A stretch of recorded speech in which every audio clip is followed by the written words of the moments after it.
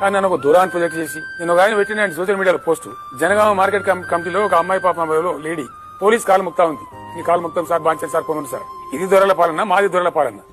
దర్జాగా కాలు మీద కాలేసుకొని రైతు నడిమింట పండుకొని ఆయన పొలం బారింది దొరల పాలన అండి. దేశంలో ప్రపంచంలో ఎక్కడ లేనటువంటి దళిత బంధు తెచ్చి 10 లక్షల రూపాయలు కూడా ఇచ్చినారండి. ఏ ముఖ్యమంత్రిని ఏ రాష్ట్రాన్ని ఇచ్చిందా? ఏ ప్రధానమంత్రిని ఇచ్చిండా?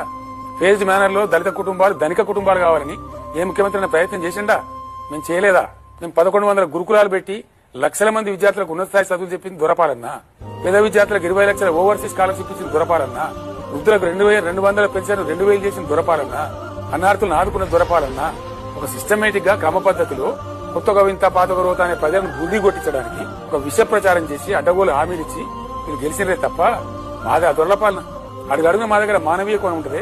కేసీఆర్ కిట్ ఎవడని ఆలోచించినాడండి? ప్రస్తుత ఆడబిడ్డలకు 13,000 ఇచ్చినాడండి? విన్నామా? ఎప్పుడైనా ఈ చరిత్రలో విన్నామా? న్యూట్రిషన్ కిట్ గర్భిణులకు ఇచ్చిన చూసినామా? గర్భవతులను తీసుకెళ్లి ఫ్రీగా బస్సులో తీసుకెళ్లి ప్రసవం చేయించి మళ్ళీ బ్యాక్ వాళ్ళ ఇంట్లో ఫ్రీగా బస్సులో వదిలిపెట్టి మందులను ఇచ్చిన ప్రభుత్వాన్ని చూసినామా? బస్తీ దవాఖానాలు పెట్టిన గవర్నమెంట్ చూసినామా? ఇవన్నీ సేవలు మేము అందించిన మీ దొరపాలన ఎట్లయితండి? ఇవి అర్థమైపోయింది. 6 నెలల్లో రియలైజ్ అయిపోయింది ప్రజలు.